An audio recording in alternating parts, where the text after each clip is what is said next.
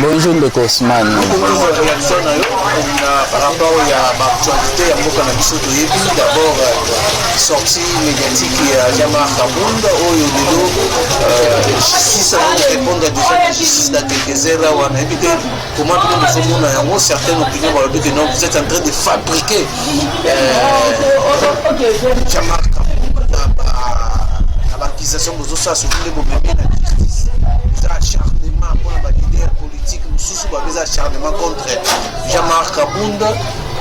Invité comment vous avez besoin de réfléchir autour de la question et puis sortir la réponse il y a le CG Mr Kabouya certaines opinions maintenant les acquis proportionnels étaient par rapport il y a locaux Kabunda à l'Obaki. Merci de Konangai Ousmane pour Mutuna Nayo. Au lobby, certaines opinions, Bazali Koloba traduit Jean-Marc dans la justice, ils allaient acharnement, ils allaient fabriquer. Donc, on a vu ça nostalgique.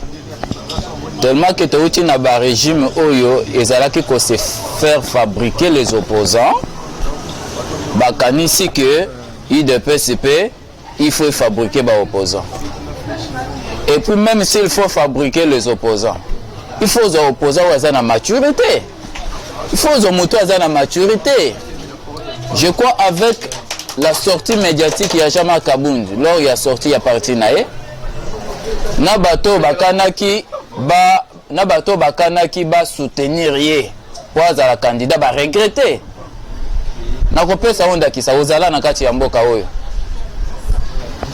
Vital Kamerhe investi na kati ya parlement. Nazu juste ça, investi na parlement ya Kabila. Abimi a créé parti politique nulle part otikala koyoka Kamerhe atena ba propos au Jean-Marc à tenir le lot contre le président Félix parce qu'il va exclure na parti. Jacquemaine Chabani traduit devant la justice. L'ancien secrétaire général Bruno Mavungu passé Tina RFI pour nous qualifier d'un voleur. Il y a ma carte.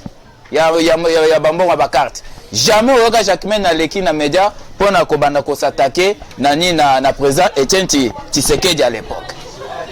Je vous cite quand même les gens au bazar à moi niveau de maturité. Ok, non, les gens qui attendent à soutenir comme ça sont pas l'opposant concurrencier Félix Tshisekedi quand même à Rosala à la hauteur. Ça prouve à suffisance que Jean-Marc Azan à hauteur. Et justice, oui, il faut que nous répondions à la justice parce qu'il y a une que non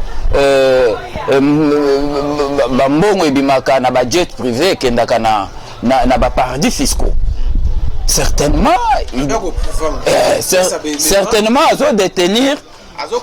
Ayebi budget yango, ayebi banani bakolo budget, pe ayebi na ba paradis fiscaux ngo ezokenda na bamboka nini. Hein? Donc il faut l'accès yango pour que toi sinon et qu'on risque éternel image ya régime, peut éternel image ya chef de l'État. Et ce qui est salami que azaki ne kokosa, donc ezali ba dénonciation calomnieuse et là ils subiront la rigueur de la loi. Donc, ils ont un acharnement. Bandeko bazobenga un acharnement. Ils ont un bakasara ke basala ka opposition zoka basala la sorcellerie. Pour na bango opposition ezali nyon soto ya Félix Tshisekedi ezala noir. De logo ya pembe pa ya Tshisekedi ko zatenyo se fait ça noir. Non, les vieux azana perte. Papa Ousmane, il y a contradiction na kati. Il y a contradiction na kati ya ba propos ya papa Frank Diom. Vous comprenez? Alobi que Kabila azalaki moi malamu que Félix Tshisekedi. Après ekolobake sorti na ye na prison ezali kadote certains droits et droit wana ezalaki par rapport ya accord ya Saint-Sylvestre. Or accord ya Saint-Sylvestre est signé Kabila na pouvoir Frank Diongo na boloko. Kabila tikali ko appliquer bimisa Frank Diongo te conformément à accord ya Saint-Sylvestre. Si Félix aye abimisi na boloko par rapport à ni accord ya Saint-Sylvestre selon Frank Diongo. Alors entre Kabila na Félix Tshisekedi, na nyo azali malamu. Comment est-ce qu'il y a contradiction? Les politiciens congolais, ce sont des moboutistes. C'est avec vous que vous avez pouvoir. Pour ceux qui n'ont pas ce sont des moboutistes. Vous comprenez? Et ça, le pouvoir, il y a eu des personnes, c'est là on a pas moboutistes. Parce qu'on aborde le problème, il y a réponse, il y a Augustin Kabou, il y a les alliés proportionnalités. Je profite, il y a côté là, place ouana. Je répète ça et j'insiste. Kabou, il y a coquille jamais coupé sa réponse, moko na Kabou, ou coquille cause crédible. Basali nyon sonaye. Basali nyon sonaye. Preuve récent. Oyo tu koleka. Na basizi ya nani oyebi bato uchi koza na basizi na kisanto oyebi yango ndeko Ousmane pesa soki oyoki makambo komi koba tika biso nde bana ide pesa photo loba yango bakomi na kisanto oyebi plan ya CC ya Kabuya ezaki ni kisanto wana zo kisanto ezaki ni Kabuya ba renforcer ye au rang ya président ya parti, c'est-à-dire basise et pesa ye droit ya mandat spécial. Comme ça, directoire, Batia Mupanzi, Wakwenda, na kweti, na adjoint ya Wakwenda, oba suspenda, bazwa intérim, Kabuya aya konomele biso secrétaire général Mususu, oyo sikoyo akoya ba gérer na ye ensemble. Donc, congrès na mutu na ye ezalaka te. D'abord, azana nous, azokoka ko unifier parti te, azali na parti pe a sepanchaka na kamoko. Tobanda na situation ko se passer na kamoko avec Kabouni na lelo parti est toujours en désordre. Donc l'incarnation de Kabouni c'est Kabouya jusqu'à aujourd'hui. Donc Kabouni continue à œuvrer sous traitance il y a Kabouya. Donc il n'a pas la leçon à donner na combattant IDPS. Kabouni est là à travers Kabouni et Kabouni est là à travers Kabouya.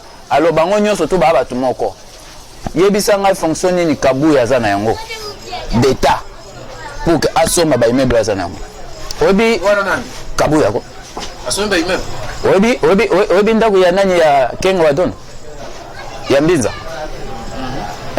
na somia 2 millions de dollars na somia Kabuya 2 millions de dollars nana sombi na Kabuya je cite 2 millions de dollars.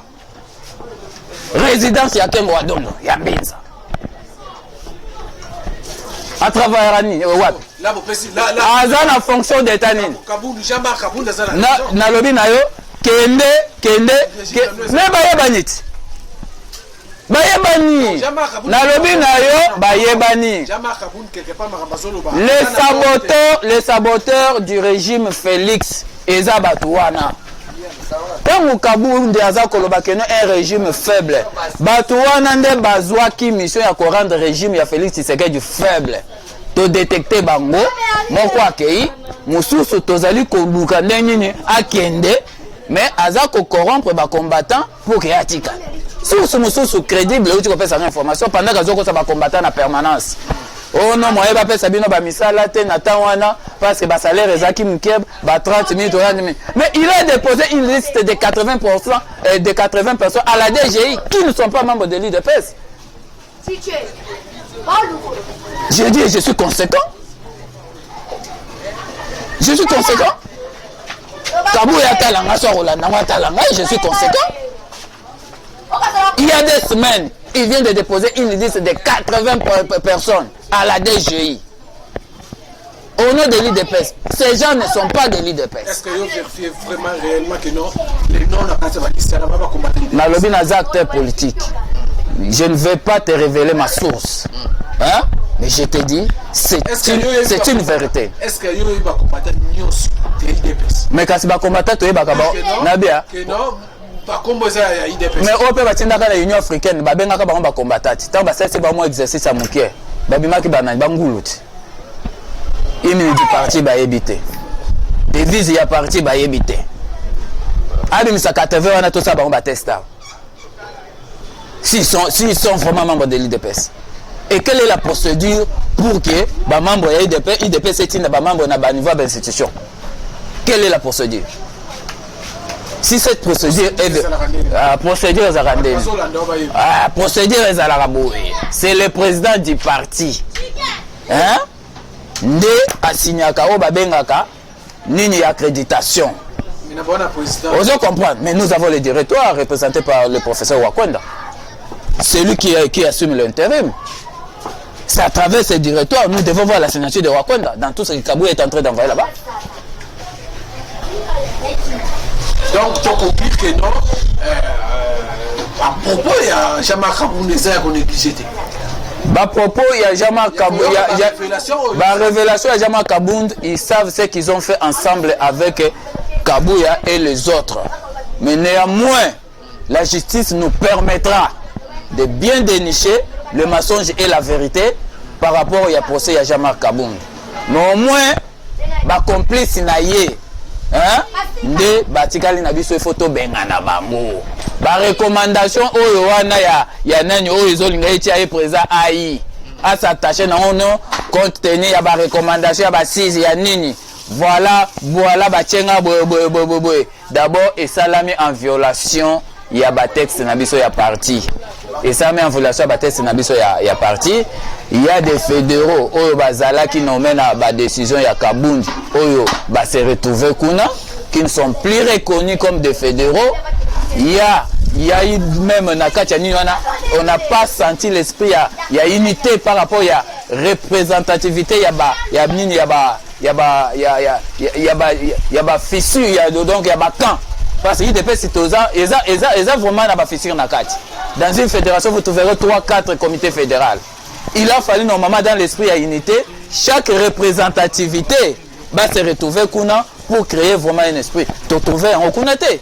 À se pencher dans camp, il y a des fédéraux moutons nommés par Kabound, Naïe, pour que ça biloko bazo salwana. Donc ces résolutions qui sortiront là-bas et qu'on a une crédibilité si jamais le directoire est recadré pour que les ont la résolution normale dans Zélande et IDP saison. Dans le cas contraire, ça sera vraiment terrible et la résolution n'est pas rejetée. Voilà, alors par rapport à la révélation au pouvoir, la gestion du pouvoir, est-ce que pensez-vous vraiment que non, 2023, vous serez, faites ce qu'il va, la population peut se sous confiance na makambo yo olobawa makambo Jamar Kabunda ta confirmé pas matususu na ba révélation mususu to sala ya secrétaire général Augustin Kabouya asominda ko ya 2 millions de dollars. Pensez-vous vraiment bater ba soyo Kabouya on peut ça crédibilité encore on va faire une chance pour la 2020? Non, il faut dissocier les choses. Il faut dissocier les choses à ce niveau. Il y a IDPS parti politique, bien qu'il est au pouvoir, mais c'est d'abord un parti politique. Et Malam Nabiso et Zarakeba, oh, il y a biso, tout le monde va déraper, tout le monde va bango. Mais vous avez protégé, mais Kabound, beaucoup de misagé, vous avez 700 gigas. Te beauté. Ndeko na ngai président José Uti Kolobelo komoko alobi ke non to bandaka déjà ko dénoncer Kabound po to monaka déjà kaza traite bandaka la Kabound bandaka déjà ko trahi uta Etienne Tshisekedi azalaki na vivant Etienne Tshisekedi apesa ka émission ya ko sangisa bana nyoso to IDPS parce que Nathan wana mavungu atika ki biso na mboto mutu fallait ko sangisa créer des comités unifiés pour que signer IDPS zo bomoko afin de la dossier wana. Et la kisa qui déjà oye à kozala na fiti et la kisa milelo. Donc pour na likambo tali Etienne Tshisekedi 2023 Félix Tshisekedi 2023 non c'est le chouchou de tout le monde. Ousmane dans 3 ans et demi il a fait ce que le régime précédent n'ont pas pu faire. Vous comprenez? L'ONU que vous voyez aujourd'hui, quand vous souhaitez les hommes, parce que tout le monde tient à Bangote. ONU. Par rapport à la position, il y a des Koubazana, non, Kivu, le site Kivu, aussi de Boumopé, civil, c'est notre première enquête où on te parle au gouvernement le dit que non, Bazar est infiltré dans Bamaï. Bamaï même doit bonner civil, agent, il y a un municipal. Ceux qui Bango Bakenda qui n'a pété. mbele occasionné biloko euti koleka wana te parce non sortie progressive bayokanaki sortie progressive ils ont réduit l'effectif non bango nyonso bakende bazosala eloko te décembre na ekokite obi décembre na ekokite te bayokanaki bongo te ke décembre sortie progressive décembre ezalaki plafond que au mois de décembre bango nyonso basili mais dans l'entretemps tomonake no baoyo ya secteur oyo bakei baoyo ya secteur bakei depuis baloba na bango bakende nde tomoni M23 bakomi makasi tomoni Kagame akomi visible vraiment boye to comprendre que eza baje na bango et la population baza na droit ya koyesa bango bazonga lokola baboyi kozonga nde omoni vous savez même la Bible dit que la colère emporte comme le vent. Vous comprenez? Mutuso azana kanda comme aloko mu pepe. Omoni mu pepe so eko kamata papier memi papier tiki na fulu. Papier ko ibate ke na fulu. Eza ndenge moko na peuple azana kanda. Ako poser ba acte moko boye pour revendiquer mais sous la colère. Malgré azana droit na ye. Donc on ne peut pas tenir le peuple congolais plus précisément à Goma et nini rigueur bazana droit na ba monisco et kende to mona tie na bango te. Tant que bazo ça biso ba chantage que non l'M23 ezana ba armes sophistiquées. Yo quand c'est pour nani? Pour baba ki sakoba ba ko tia ko banga na kana biso comme ça to se soumettre na ba négociation na M23. C'est psychologique. On négocie jamais avec des traîtres, des groupes armés, des forces négatives. Il faut les neutraliser. C'est la mission de notre armée. Donc, tozawa na te poto bandaka ko négocier bazonga na bango. Bayo ko goûter miel ya Congo, ba richesse ya Congo pesi bango sentiment ba mobo ya kozonga po bazozwaka zwaka ba minéraux, bazokendaka ba ils se font construire de maisons na ba pays na bango. Et cette fois-ci tolobi net. Donc Félix Tshisekedi na 2023 na ko tuna o mutu na pesa nga concurrent oyo yeba ko sa face na Franck Diongo. Moïse Katumbi. Martin Fayulu. Tangelanga moko parce que nazo motango zo tuna o douter na électorat ya Félix Tshisekedi pesa nga nani. Ponga na moni na kacha mboko ngai depuis na botami na Congo. Te bakino bon moi toza liberté d'expression. Kino akoyi koloba mais kino nyoso tout. Il y a quelques nostalgiques hein nde bazali koloba moi babiloko mais pas tous les Kinois. Kinshasa je crois 13 millions d'habitants yo sali sondage ba biso que tous les Kinois nde bazo ba Tshisekedi Félix Tshisekedi abimate. Na ko sitelo pour na boy na ngana loba makambo na c'est do ba secteur ba biloko wana ebimaka mingi tu vas comprendre que non il s'agit il y a catégorie nini ya bato bakolo ba biloko wana. Donc Félix Tshisekedi ana concurrenter. Donc on gagner élection au la main. Mais problème na biso ezali nde bitumbe kozala na niveau ya parlement. Nde esika o tozolinga Augustin Kabuya kende tozongisa parti na biso na nzela bana IDPS bazonga bomoko tango tokokende élection to élire bana IDPS vrai o bakosala parlement majorité parlementaire o topesa Félix Tshisekedi 100% IDPS. Mais soka Kabuya azali bango bana politique ya to sanganaka na batu misusu comme ça bango na sese baliaka na bango betana na bango.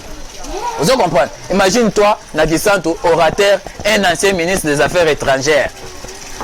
Ya Mobutu Maréchal Mobutu. Est-ce que nagacha IDPS bakoka koza orateur mon côté o ya koki koza place on nagacha IDPS ba valeur ezate, ba compétence ezate. Pourquoi les prendre seulement un mobutiste à l'orateur na basisi ya IDPS?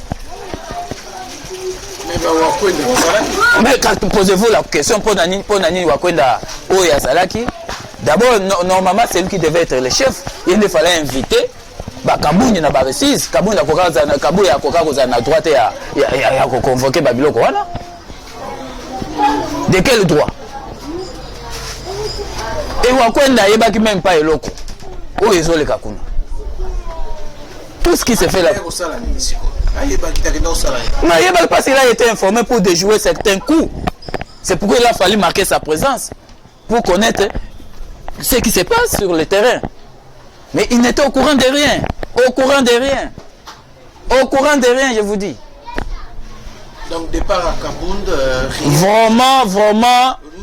Vraiment, la nécessité aujourd'hui pour l'UDPS, c'est le départ. Il y a Augustin Kabouya. Retour de Guibao au niveau des directoires du parti comme secrétaire général. Et puis unification, il y a parti pour unifier toutes les tendances de l'UDPS. Et c'est à ce moment-là, nous penserons maintenant aller à un congrès unifié. Au écopé, ça a espoir que ceux qui ont yango avec unité, climat et unité, instauré dans le UDPS. Nous aurons maintenant la majorité 100% UDPS ou des chefs de l'État pour asseoir notre projet de société. Mais Kabound a déjà, malgré Yozono Babouye, 300 députés déjà, attends, comment on avance? 300 déjà, attends, comment on avance? Wana ezali ba intox. Hein? Ezaba intox, ezaba chantage. 300 députés là, il acquise indirectement qui le président de la CENI et Kadima. Que non, il est pro UDPS, il est pro Félix. Tout ce qu'il fait, ezali ba injonction il y a Félix. Mais ce qui a bon azane candidat parce que le bazar azane candidat. Azane candidat. A osala ngwa na boloko. Pour akota boloko. Akota boloko. Asali outrage à calomnier chef de l'État. Akota boloko. Et va démontrer tel okuta. Voilà comment vous analysez les contours, il y a un problème pour la gestion, guerre sur la gestion, il y a pouvoir, il y a fait merci de Kousman. Les primes à bord par rapport à Jean-Marc Kabound. Bon, tant que le Jean-Marc Kabound, d'abord, on dit ma bisoté. Nous, auparavant, depuis que Jean-Marc Kabound a été nommé à tête, il y a eu UDPS comme secrétaire général avec le feu docteur Etienne Seglamono, paix à son âme. Bissot voyait que ces messieurs n'étaient pas nôtres. Azaki a bisoté. Tout dénonçant, ça fait maintenant plus de 5 ans net, autre que Jean-Marc Kabound, d'abord avec une fausse identité, comme étant un Katangien, mais c'était un Kassaïen. Jean-Marc Kabound, niveau d'études, il y a un niveau trop bas, un D6, déjà, comme qui me boule pour la biso, parce qu'il y a eu deux personnes, en tout cas, nous avons des kalakabali, docteur, juriste, il y a des personnes pour dirigeants, pour Moutou Ezali. Alors, bon, Ezali Mouké, t'as envoyé. Donc, le retour pour la Jean-Marc Kabound, il y a un autre relaté. C'est pour ça que je dis que le CG Augustin Kabouya n'a rien dit, il n'a fait que relater niveau d'études, fausse identité, il y a le Kouta parce que Jean-Marc Kabound, je ne vous informe rien, Jean-Marc Kabound était membre, il y a UFERI. Et puis Azaki mi battre na Kamalondo battre Nicolas battre Kotambo na battre on est les kaka pour na ozora mabiloko bateau na yote ceux qui ba bien on dit seulement so pe vol moi le vocabulaire au na katwa et dis-moi non Jean-Marc Kabound n'a rien dit au juste excusez je vais répondre parce que peut ngama question mon global hein Jean-Marc Kabound là qui t'a muké pourtant on le dit même biloko lobby il a parlé que le pouvoir de Félix est faible, ça c'est grave. Si quelqu'un est faible, on ne le combat pas. Baboun Sagete. Nous t'avons fait Baboun Sagete parce qu'il est faible. Ce Baboun Sagete, c'est la fort. Et puis, comment tu Baboun Sagete, c'est Sangani Baboun tout. Au moins, Kabila, Fayoulou, Jean-Marc Kabound, Moïse Katim et consort. Tout le monde est là, un découvert Franck Abimi. Avec Monière, il y a une image, moi, dans il y a une image à Monière, on se le banni, le Ponaye. Il n'y a pas Abimi, a commis contre le président Félix. Vous dites, Jean-Marc Kabound n'a rien dit. Il a parlé même à jouissance que le pouvoir Félix a le pouvoir va juger. Mais c'est grave. Jean-Marc Kabound a joui. À partir même, il y a eu UDPS. A joui, il y a eu UDPS. Il peut nous dire quel est le salaire que l'UDPS lui payait par mois, comme secrétaire général et comme AI. Parce que même AI, à l'UDPS, l'AI n'existe pas. Article 26. Ils ont raté. C'est l'intérim du président du parti et je dirais, assuré et assumé par la trilogie président de la Convention démocratique, président de la commission électorale permanente et puis le secrétaire général. Donc pour dire, Jean-Marc Kabound, dans le Parlement de jouissance, pour tous les Jean-Marc Kabound, même dans le Parlement, salaire dans le Parlement, il y a combien? Ben, il y a combien? Babylone, on y a combien? Comme on a Babylone, il y a Tongi, Azabel, on a Espagne, Azur, on a salaire, il y a des salaires à l'État. Tu as la période où il a travaillé dans le Parlement. Salaire ni Yazu pas seulement Babylone à Sombiana. C'est lui qui a joué dans le pouvoir même à Félix. Et il a triché même le pouvoir Félix. Il a même volé détourné le pouvoir Félix. Il y a des gens qui la nomination c'est lui qui a engagé les partis de PES dans la carte même à pouvoir. C'est lui qui a joué. Azo ba mbongo ba mapanga ba carte ba buka lupango. Ba mbongo ba taba. Mais c'est qui ba Félix c'est lui. Dire que le pouvoir a jouissance, mais Jean Kaboun a déraisonné, il n'a pas. La Bandeli, la Bandeli, il y a des contre Félix, ça c'est grave. Opposant contre Félix. Donc ils étaient déjà, ils s'opposaient à Félix depuis.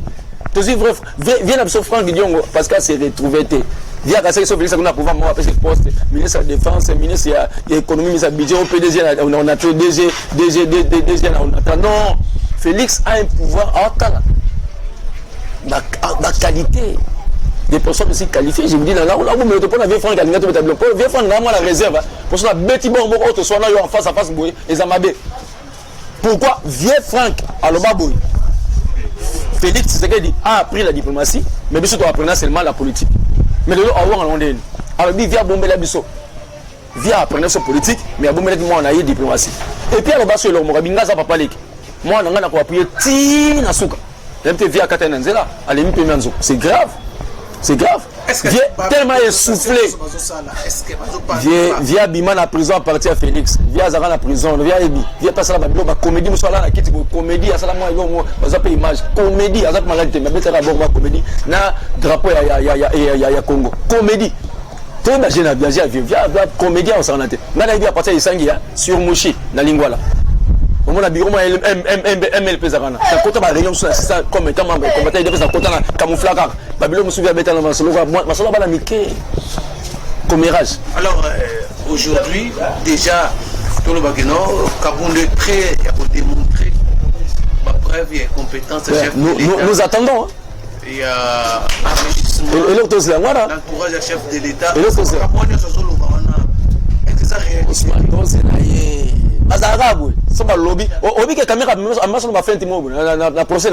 J'ai des annotations pour les gens. Il y a un angle pour aller discours dans le palais du peuple et qui congrès. Donc,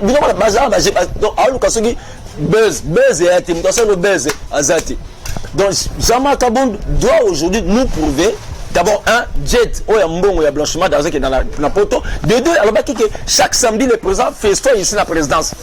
Donc on a besoin de l'union soit là qu'il prouve. Non, c'est pas la fort. Que Jean-Marc Kaboun dans la saison va justice en rate à pouvoir à Félix pour te le la bango. Non, c'est pas la macasse que Jean-Marc Kaboun a mis la bateau bazoïba. Non, c'est le macasse Jean-Marc dans la saison bateau baza premier la président. Non, c'est la mabé. Non, c'est pas la macasse. Mais ça va pouvoir monter. Jean-Marc Kaboun qui sache une chose, la prison centrale de Makala, où ils en a seulement où ils et il sera condamné, jugé. Alors certaines vont critiquer communication, soit réponse à l'ICG. Des acquis proportionnels par rapport à la déclaration de Jean-Marc Kaboun. Il y a un moment où parlement peut peut-être réponse à ma casse. Ousmane, il y a un moment où les Cambo, on dirait moi et l'homme moi Liboso. Tu fais un peu la ferveur, le feu, la lance de fer, il y a eu de peste, le Parlement début. Parce que ceux qui tu as vacances parlementaires, tu rentrer dans la calamité. Tu as la vacances parlementaires. Calamité rentrée parlementaire. Et moi, c'est la moto, Nicolas Moto. Il y a un moment responsable. Il y a un parce que aura, et puis c'est nous disons sauter. Aura, Kolobo, l'éloquence. Il y a un moment même la Bible, excusez, dans l'obéissance, on va bien la coélette. Donc,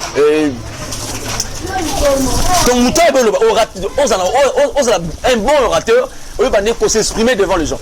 Monsieur Augustin Kabouya n'a rien dit. Il n'y a pas de bluff. Il n'y a rien à Jessica. Kabouya n'a fait que répéter les propos parlementaires. Tu vas mettre dans le Parlement debout. Jean-Marc Kaboun, fausse identité.